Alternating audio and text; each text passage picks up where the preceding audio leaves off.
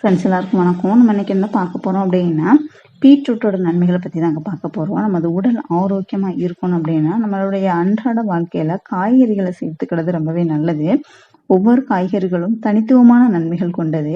நிறைய பேர் விலையுயர்ந்த காய்கறி பழங்கள்ல தான் அதிகமான சத்து இருக்கதான் நினைச்சிட்டு இருக்காங்க. அதனால விலை குறைந்த காய்கறிகளை வாங்குறதே கிடையாது. இந்த பீட்ரூட் நிறைய பேருக்கு பிடிக்கவே மாட்டேங்குது, ஏன்னு தெரியல. ஆனா இந்த பீட்ரூட்ல நிறைய நன்மைகள் இருக்குதுங்க.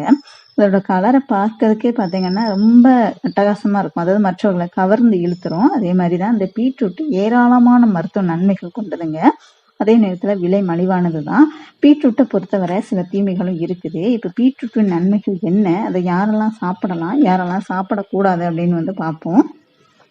பீட்ரூட்டை உணவுல அடிக்கடி சேர்த்துட்டு வரும்போது நமது உடல்ல ரத்த ஓட்டம் சீராக இருக்குங்க. அதாவது நமது உடல்ல உள்ள ஒவ்வொரு செல்களுக்கும் திசுகளுக்கும் ஆக்சிஜன் மற்றும் ஊட்டச்சத்துக்கள் நிறைந்த அந்த ஊட்டச்சத்துக்களை ரத்தத்தின் மூலமா கிடைக்க செய்யுதுங்க.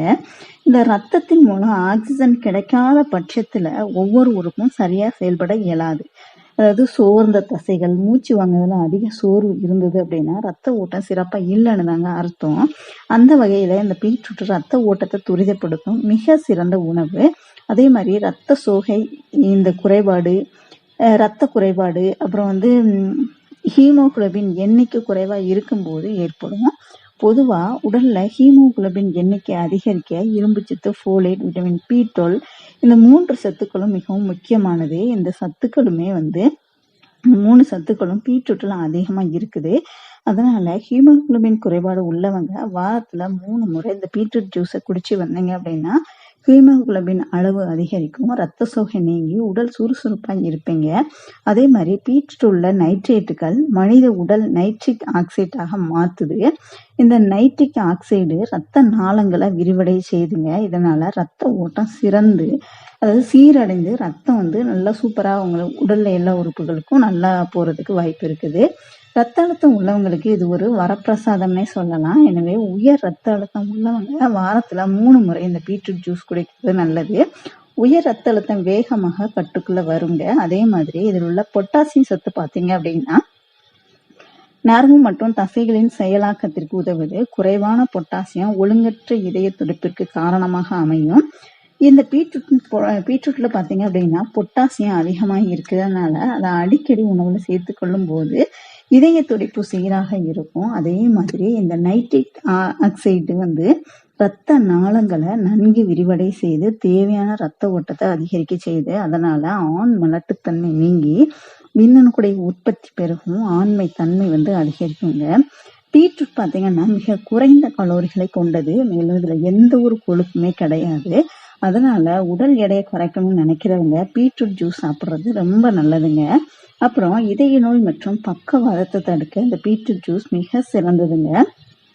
கல்லீரல் நம்ம உடம்புல மிக முக்கியமான ஒரு பாகம்.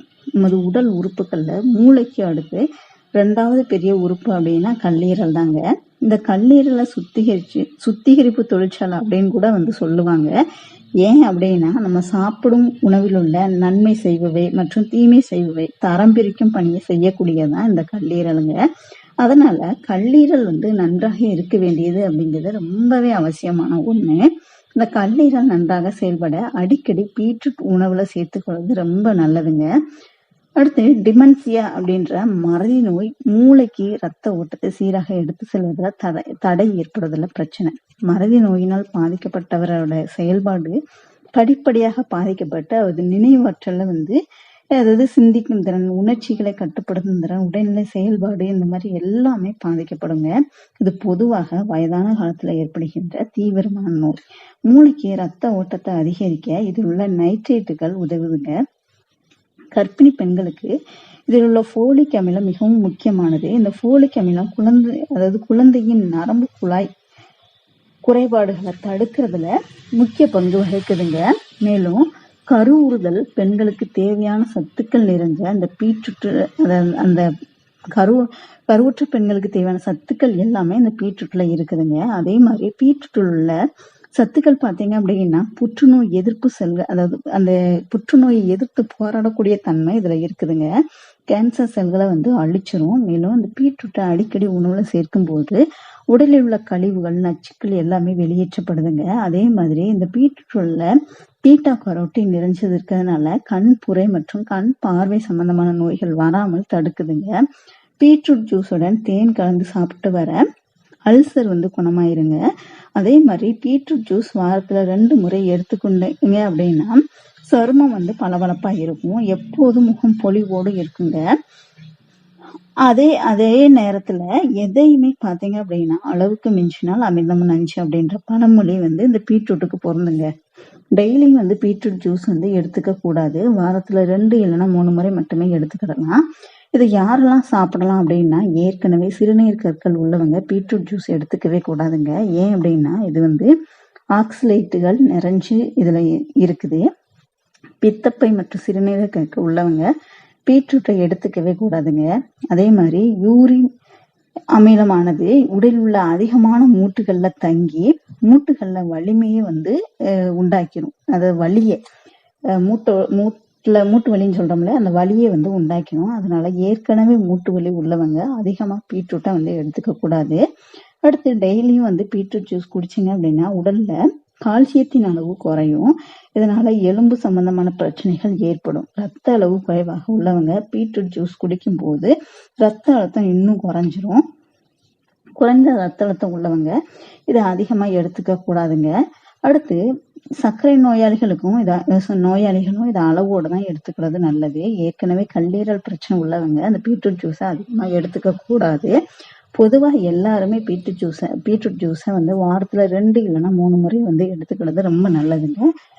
அதிகமா எடுத்துக்க கூடாது. ட்ரை பண்ணி பாருங்க. வீடியோ பிடிச்சிருந்துச்சுன்னா லைக் பண்ணுங்க, ஷேர் பண்ணுங்க, கமெண்ட் பண்ணுங்க. மறக்காம சேனலை சப்ஸ்கிரைப் பண்ணிக்கோங்க. கூடவே வந்து பெல் சிம்னி கிளிக் பண்ணிக்கோங்க. தேங்க்யூ.